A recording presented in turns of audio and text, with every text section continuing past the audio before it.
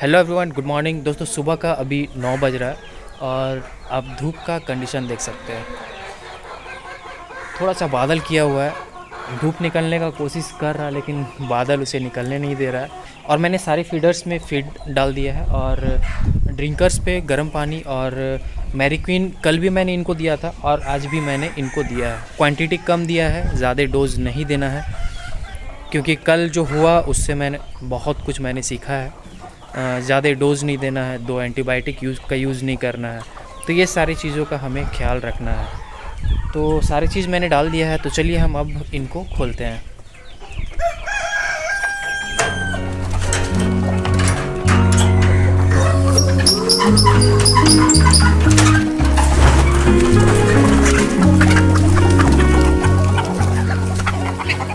दोस्तों हमारी जो काली वाली मुर्गी है उसे मैं ढक के रखता हूँ और मैंने गंजे मुर्गे को भी इसी में ढक के रखा था लेकिन पता नहीं उसे क्या हो गया।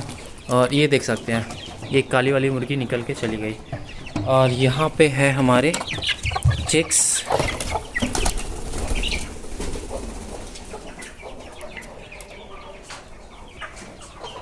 ये चूज़ा थोड़ा सा नाजुक लग रहा है बट फिट है। और यहाँ देख सकते हैं कि ये मुर्गी जो है ये अंडे दे रही है, तो इसे डिस्टर्ब नहीं करते हम। यहाँ पे भी कुछ अंडे पड़े हुए हैं। दोस्तों इन चूज़ों को आप देख सकते हैं, इनका एज लगभग 1.5 से 2 महीने मतलब कि हो रहे हैं। और ये इस चूज़े मुर्गे को आप देख सकते हैं, तो ये लगभग 1.5 से 2 महीने के हैं। और इनका ग्रोथ मुझे कहीं ना कहीं मतलब कि कम लग रहा है। मैंने जो ब्रूडर पे रखा हुआ है उनका भी एज लगभग 1.5 से 2 महीने हो रहे हैं, लेकिन उनका जो ग्रोथ है वो बहुत ज़्यादा है। तो दोस्तों इसी टॉपिक पे हम आज बात करने वाले हैं, तो वीडियो के लास्ट तक बने रहिएगा। वीडियो बहुत ही नॉलेजेबल होने वाली है। और अगर चैनल पे आप नए हैं और चैनल को अभी तक आपने सब्सक्राइब नहीं किया है तो चैनल को सब्सक्राइब कर लें, क्योंकि ऐसे ही फार्मिंग से रिलेटेड नॉलेजेबल वीडियोज़ में हमेशा आपके लिए लाता रहता हूँ। तो चलिए शुरू करते हैं। दोस्तों ये जो चिक्स आप देख रहे हैं तो इनका भी एज लगभग 1.5 से 2 महीना हो रहा है। और हमारे जो ब्रूडर में है उनका भी लगभग सेम हो रहा है, मतलब कि थोड़ा सा एज उनका बड़ा होगा, ज़्यादा से ज़्यादा 10 डेज़ वो बड़े होंगे। तो कहीं ना कहीं मुझे बहुत डिफरेंस लग रहा है। और इनका भी खाना मैंने मतलब कि सेम दिया है। इनको भी प्री स्टार्टर जो भी मैंने उनको दिया है ब्रूडर वाले को, इनको भी मैंने सेम दिया है। लेकिन इनका ग्रोथ कहीं ना कहीं मुझे कम लग रहा है उनसे। कम क्या, बहुत कम लग रहा है। तो ब्रूडर पे जो भी चिक्स हैं उनको भी मैं दिखाऊंगा आपको। और ये चिक्स आप देख सकते हैं, तो ये जो लाल वाला आप मुर्गे के चूज़े को देख सकते हैं, तो ये भी मतलब कि काफ़ी बड़ा हो चुका है, लेकिन वैसा नहीं हुआ है जैसा ब्रूडर पे चूज़े हैं। तो रीज़न मुझे बस यही लगता है कि दोस्तों होता क्या है कि ब्रूडर पे हम एक प्रॉपर हीट देते हैं इनको, और यहाँ पे इनको क्या होता है कि प्रॉपर हीट नहीं मिल पाता है। यहाँ पे प्रॉपर इनको हीट नहीं मिल पाता है। जो हीट मिलता है इनके मदर के थ्रू मिलता है, जो हमारी मुर्गी है उसी के थ्रू इनको हीट मिलता है। और होता क्या है कि दोस्तों अभी देखिए बाहर है, मतलब कि इनको अभी ठंड लग भी रहा होगा, तो मतलब कि मुर्गी उसको नहीं ले रही है। चूज़े के समय लेती है, मतलब जब चिक्स ज़्यादा छोटे होते हैं तो ये अपने अंदर ले लेती है, या तो ठंड हो या फिर बारिश होती है तो ये अपने अंदर ले लेती है। लेकिन अभी देखो आप नहीं ले रही है, लेकिन यही ब्रूडर पे अभी भी उनको गर्मी मिल रहा होगा। तो ये कारण मुझे कहीं ना कहीं एक लगता है। और दूसरा कारण दोस्तों ये लगता है कि यहाँ बाहर क्या होता है कि इनका भाग दौड़ ज़्यादा होता है। तो भाग दौड़ में एनर्जी लॉस ज़्यादा होता है, प्रोटीन का खपत ज़्यादा होता है इनके बॉडी में। तो ये कारण भी मुझे कहीं ना कहीं लगता है। और ब्रूडर पे क्या होता है कि वो भागते दौड़ते नहीं है इधर उधर, तो उसमें क्या होता है जो प्रोटीन लेते हैं वो बॉडी पे, जो भी डाइट उनका जाता है सारा जो है वो बॉडी पे जाता है, उनका मांस पे जाता है। कोई भी एनर्जी लॉस्ट वहाँ उनका नहीं होता। तो ये भी एक कारण मुझे लगता है। और जो भी चूज़े हमारे ब्रूडर पे हैं तो उनको भी हम दिखाएंगे आपको। तो पहले आप इन्हें देख लीजिए, इनका साइज़ आप देख लो, इनका ग्रोथ आप देख लो। ये लगभग 1.5 से 2 महीने के हैं, लगभग 1.5 महीने। ये बड़ा वाला जो है ये 2 महीने का होगा अदरवाइज़ जो छोटे हैं वो लगभग 1.5 मतलब अलग अलग दिन के ये भी है, ऐसा नहीं है कि एक ही डे पे हैच हुए हैं। सारे जो हैं अलग अलग दिन पे हैच हुए हैं। तो आप इनका ग्रोथ आप देख सकते हो। उसके बाद मैं ब्रूडर पे भी दिखाऊंगा जो चूज़े हैं वहाँ पे। और दोस्तों बड़ा वाला जो हमारा चूज़ा दिख रहा है तो उसके चेहरे में कुछ दिख रहा है, मुझे लग रहा है कहीं ना कहीं जो छोटे वाले सेट पे जो मुर्गियाँ थी उनको जो हुआ था फॉलपॉक्स टाइप से, तो वही देख सकते हैं आप। ये जो लाल वाला मुर्गा आपको दिख रहा है, इसके चेहरे पे आप देख सकते हो थोड़ा सा मुझे कुछ लग रहा है कि कुछ हुआ है। तो इसका ट्रीटमेंट आज ही हम करते हैं। दोस्तों होता क्या है कि कोई बीमारी अगर होता है ना तो हम जब पूरा लेट हो जाता है उसके बाद हम उसका ट्रीटमेंट स्टार्ट करते हैं। अगर बीमारी देखने के बाद ही तुरंत अगर हम उसका ट्रीटमेंट कर देना तो जल्दी ठीक हो जाते हैं ये। लेकिन जब बीमारी हावी हो जाता है इन पे उसके बाद ट्रीटमेंट करते हैं तो फिर वो ठीक नहीं होता है। तो हमारे गंजे मुर्गी के साथ भी मुझे लगता है कि यही हुआ था, सेम उसके साथ भी यही कारण हो सकता है कि हमने ध्यान नहीं दिया, हमने बाद में देखा कि वो बीमार है। तो देखते हैं क्या होता है। और दोस्तों हमारी काली वाली मुर्गी तो ठीक लग रही थी, बट पता नहीं देखिए अभी यहाँ पे सुस्त पड़ी हुई है। दोस्तों इसका कंडीशन मुझे ख़राब लग रहा है। तो दोस्तों होता क्या है कि इसका भी जो ट्रीटमेंट है वो मैंने लेट से स्टार्ट किया था। तो कारण यही होता है फ्रेंड्स, ऐसा नहीं है कि मैरीक्वीन ख़राब दवा है, लेकिन जब बीमारी ज़्यादा हो जाता है उसके बाद आप अगर कोई भी दवा आप अगर यूज़ करते हो तो वो सही से काम नहीं करता है। कितना भी मतलब कि हार्ड एंटीबायोटिक हो वो काम नहीं करता। तो अगर ये देखता हूँ अगर शाम तक अगर ठीक ठाक होती है तो फिर रहने दूंगा, अदरवाइज़ इसे हम ज़बह कर देंगे।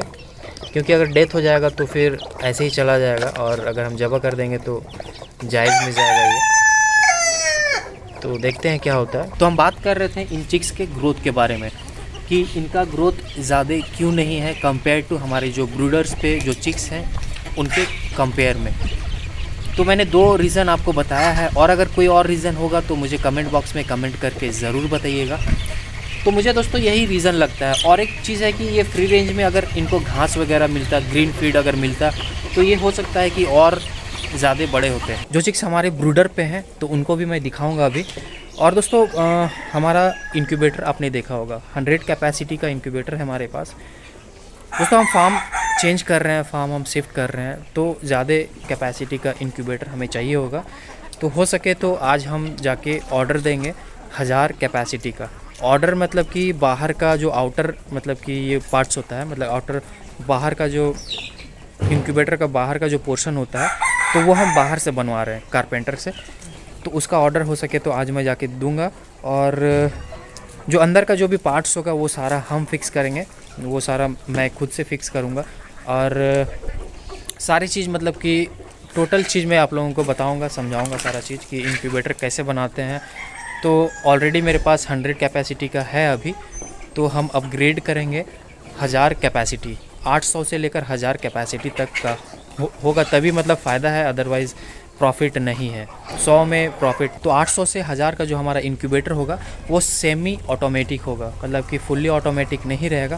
फुल्ली ऑटोमेटिक भी हम बनाएंगे लेकिन थोड़ा समय लगेगा, उसके लिए हमें वेल्डिंग मशीन चाहिए होगा, सारा चीज़ मतलब हम खुद करेंगे उसमें, तो वो भी हम बनाएंगे फ्यूचर में। बट अभी फ़िलहाल सेमी ऑटोमेटिक रहेगा हमारा 800 से 1000 कैपेसिटी का। तो हम आज हो सके तो जाके ऑर्डर देंगे ताकि 5-6 दिन में हमारा वो भी बन जाए, उधर कंस्ट्रक्शन होते होते हमारा इंक्यूबेटर भी तैयार हो जाए। तो उसका भी हम जाके आज ऑर्डर देंगे, और साथ ही साथ मतलब उनको सारा स्ट्रक्चर बताएंगे कैसे कौन सा शेप में बनाना है, कैसा क्या रहेगा, तो वो आपको पता चलेगा हमारा इंक्यूबेटर बनने के बाद।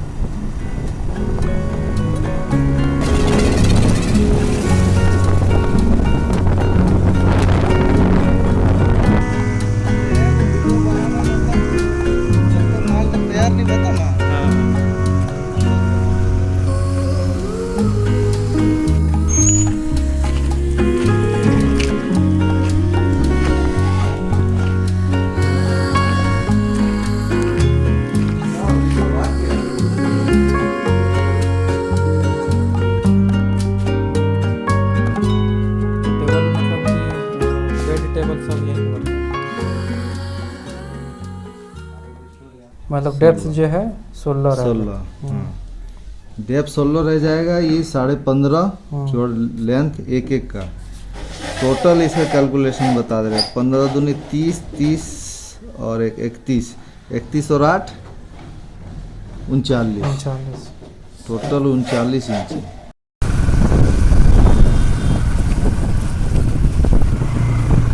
जो चिक्स हमारे फार्म पे हैं, मुर्गियों के साथ जो चिक्स हैं, उनके कंपैरिजन में आप देख सकते हैं इनका ग्रोथ। तो ये भी लगभग मतलब कि 1.5 से 2 महीने के होंगे। 10 से 15 दिन हो सकता है कि आगे पीछे होंगे, 10 दिन बड़े होंगे ये, लेकिन फिर भी उनके कंपैरिजन आप देख सकते हैं कहीं ना कहीं बहुत ज़्यादा डिफरेंस है। तो कहीं ना कहीं मुझे ऐसा लगता है कि जो चिक्स को हम ब्रूडर पे रखते हैं उनका ग्रोथ ज़्यादा होता है और जल्दी होता है। तो ये आप देख सकते हो एज ए प्रूफ।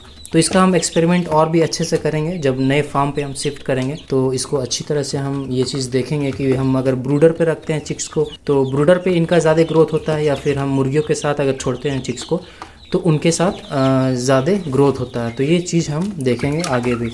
तो कहीं ना कहीं मुझे ऐसा लग रहा है कि ब्रूडर पे ज़्यादा ग्रोथ होता है इनका, क्योंकि ब्रूडर पे इनको हीट मिलता रहता है और प्रॉपर हीट मिलता है। आप देख सकते हैं यहाँ पे मैंने कंट्रोलर लगाया हुआ है। तो एक ही कंट्रोलर लगाया है मैंने, लाइट चला गया दोस्तों। एक ही कंट्रोलर लगाया है मैंने जो कि इस ब्रूडर को भी कंट्रोल करता है और इस ब्रूडर को भी कंट्रोल करता है। तो दोस्तों लाइट चला गया है, तो हम चलते हैं फार्म पे, क्योंकि शाम अभी लगभग 4:30 बज रहा है। तो फार्म पे चलते हैं और उनको भी फीड कराते हैं। दोस्तों गेट खोलते के साथ आप देख सकते हैं कि सारे जो है सामने में रहते हैं गेट के सामने, कि जल्दी हम आए और इनको हम खाना दें। आप देख सकते हैं सारे वेट कर रहे हैं मेरा, तो इनको जल्दी से हम फीड देते हैं ताकि ये खा ले अपना फीड। तो इनको मैंने फीड दे दिया है और सारे अपना फीडिंग कर रहे हैं। तो दोस्तों आज मैंने डिफरेंस देखा कि हमारे मतलब कि जो चूज़े होते हैं अगर उनको हम मुर्गियों के साथ रखें तो उनका ज़्यादा ग्रोथ होता है या फिर ब्रूडर पे ज़्यादा ग्रोथ होता है। तो मैंने आपको प्रूफ दिखाया है। तो इससे तो मतलब क्लियर पता नहीं चलता है, क्योंकि उनका कहीं ना कहीं एज थोड़ा सा ज़्यादा है, 10 डेज़ ज़्यादा है और इनका 10 डेज़ कम है। ये प्रूफ तब होगा जब दोनों चिक्स का एज सेम होगा, तभी ये प्रूफ हो पाएगा कि उनका ग्रोथ जो है ब्रूडर पे ज़्यादा होता है या फिर मुर्गियों के साथ छोड़ने में तो वो ज़्यादा होता है। और दूसरी बात है कि यहाँ पे ग्रासेस भी नहीं है, चरने के लिए इनको कुछ नहीं है। तो ये सब भी कारण है। तो कहीं ना कहीं फिर भी मुझे ऐसा लगता है कि ब्रूडर पे जो है इनका ग्रोथ ज़्यादा होता है। तो इसका भी हम एक्सपेरिमेंट आगे चल के ज़रूर देखेंगे, क्लियरली देखेंगे कि क्या होता है। और दोस्तों आज हमारा एक और काम हो गया है, हमने इंक्यूबेटर का हमने ऑर्डर दे दिया है। आपने जैसे देखा कि इंक्यूबेटर का ऑर्डर हमने दे दिया है। तो हमारा इंक्यूबेटर का जो कैपेसिटी होगा अभी फ़िलहाल जो है 800 से 1000 कैपेसिटी का होगा। तो देखते हैं कितना कैपेसिटी का बन पाता है। तो ऑर्डर मैंने दे दिया है। मैं एक्चुअली डबल साइडेड बना रहा हूँ इंक्यूबेटर, आपको पता चल जाएगा आगे वीडियोज़ में।